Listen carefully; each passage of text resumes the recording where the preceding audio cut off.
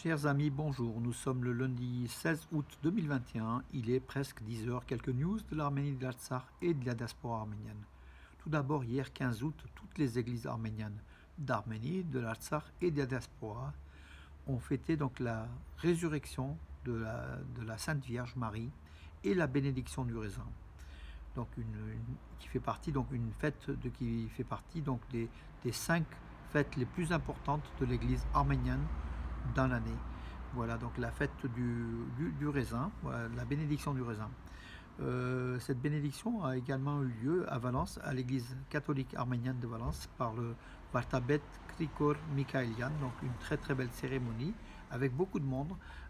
Donc voilà, le raisin a été béni, puis après a été distribué aux fidèles qui se sont retrouvés donc autour d'une réunion ensemble justement pour échanger leur comment dirais-je leur connaissance ou leur amitié, hein. C'était quand même une belle journée. Voilà. Euh, pour l'Arménie et l'Artsakh, donc en fait en Arménie, avant-hier, donc entre samedi et dimanche matin, des tirs en direction du village d'Aravous, donc dans la région du Syunik, les Azéris ont tiré en direction des positions armées de l'armée arménienne. Bien sûr, au milieu, à côté, il y a aussi des villageois arméniens, donc d'Aravous. Arman Tatoyan, le représentant des droits humains en Arménie, a fait un rapport une nouvelle fois. Donc, il y a eu beaucoup d'appels donc de villageois. Il a fait un rapport sur la situation de ces Arméniens qui sont dans les villages frontaliers, qui souffrent, hein, qui sont dans l'insécurité et le respect donc de leur vie, hein. En fait, ils sont victimes donc de l'agression azérie. Voilà, donc Arman Tatoyan fait des rapports, mais bon, l'Europe et le monde bougent, dénoncent, mais l'Azerbaïdjan continue à faire ses tirs en direction des villages arméniens frontaliers. Aliyev, le dictateur Aliyev qui a gagné donc la guerre des 44 jours de l'Artsakh grâce à la Turquie, deuxième armée de l'OTAN, et des forces islamistes, djihadistes syriens, islamistes pakistanais et autres, hein, tout ce conglomérat de forces maléfiques qui ont attaqué les Arméniens de l'Artsakh et qui ont fait 5000 morts. Justement, le père Krikol Mikhailian a rappelé ces 5000 victimes arméniennes de jeunes soldats donc lors de la guerre de l'Artsakh, qui va nous manquer donc longtemps encore dans la démographie, hein, tout simplement. Et puis ces jeunes vies qui sont parties pour pas la libération, au moins la résistance de cette terre de l'Artsakh.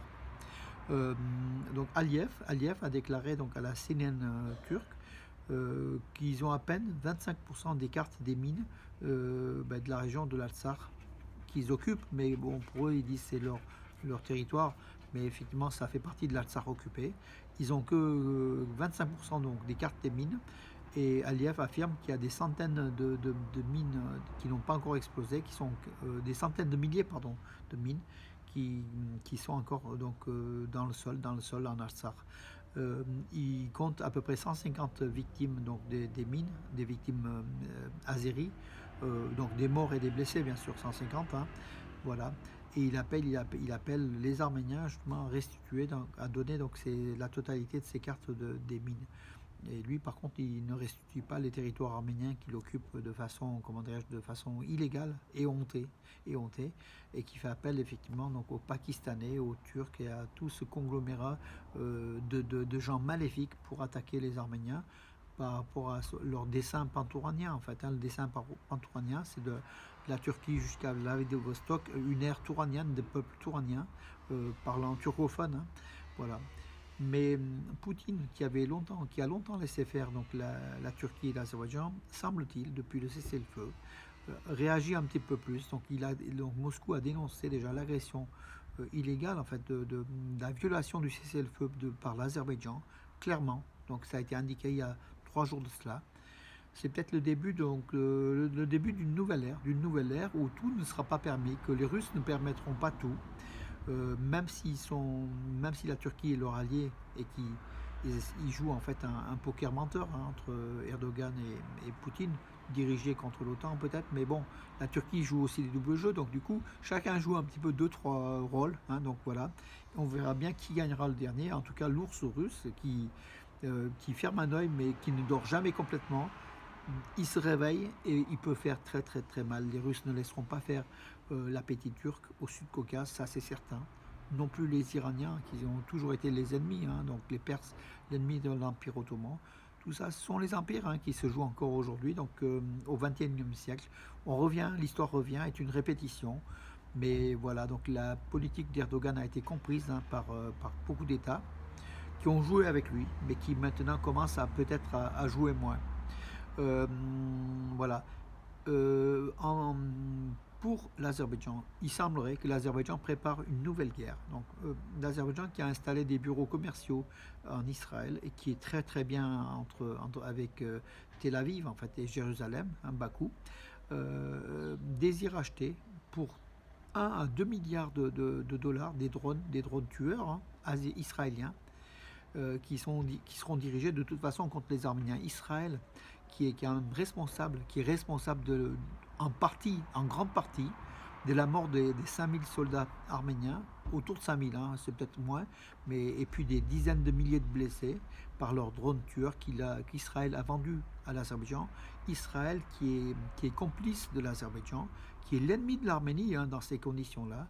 Et l'ambassadeur d'Arménie en Israël a été rappelé à Yerevan il y a quelques jours, une nouvelle fois, pour que l'Arménie proteste à sa façon, comme elle peut, contre cette politique d'Israël qui vend des armes à l'Azerbaïdjan, qui fait un partenaire stratégique important, l'Azerbaïdjan, donc dans la région du Sud-Caucase, et cela au détriment de l'Arménie. Israël qui n'a pas reconnu donc le génocide alors que Israël est né de la Shoah. Euh, Aujourd'hui, donc ça pose quand même un problème de morale à Israël qui n'a pas de morale a priori. Et nous demandons à tous nos amis juifs et israéliens, parce qu'il ne faut quand même pas confondre, le peuple n'a rien à voir avec l'État, à part peut-être que le peuple pourrait revendiquer davantage à ses dirigeants pour la reconnaissance déjà du génocide arménien par Israël, et puis peut-être par la non-livraison d'armes tueurs qui sont dirigées contre ce peuple qui a été victime du génocide, les Arméniens, dont Israël devrait être plutôt complice qu'ennemi. Israël est aujourd'hui ennemi, il faut le dire clairement, hein, sans aller dans des discours, à éviter des discours sectaires, mais il est vrai qu'aujourd'hui, Israël est l'ami de l'Azerbaïdjan et l'ennemi de l'Arménie. Voilà pourquoi l'Arménie a rappelé son ambassadeur d'Israël à Yerevan. Et Israël continue d'armer l'Azerbaïdjan qui préparerait une guerre donc, de futurs morts et blessés en Arménie, en Artsakh, à éviter. Donc je pense que peut-être ça sera évité grâce peut-être aux Russes, mais enfin c'est avec des peut-être, mais toujours est-il qu'aujourd'hui l'alliance entre Israël et l'Azerbaïdjan, cette ère maléfique fonctionne aussi, hein, donc avec la complicité de la Turquie.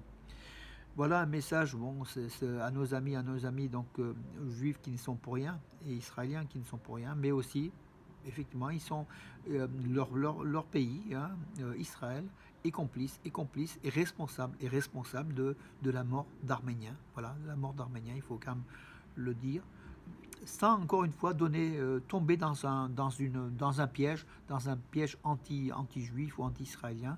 Les juifs, les israéliens sont nos amis, sont très proches des arméniens, mais ils doivent aussi assumer la responsabilité de leur nation, pas de leur nation, de leur État, qui aujourd'hui est l'ennemi de l'Arménie.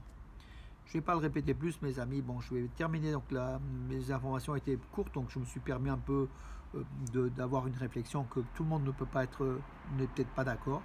Mais en tout cas, c'est ce qui me vient du cœur, mes amis. Voilà, donc moi, je souffre un peu de cette nation d'Israël, de ce pays Israël qui pourrait être l'ami de l'Arménie et qui n'est pas l'ami de l'Arménie, malheureusement, alors qu'on a beaucoup de points communs avec le peuple juif et même notre histoire, vous savez.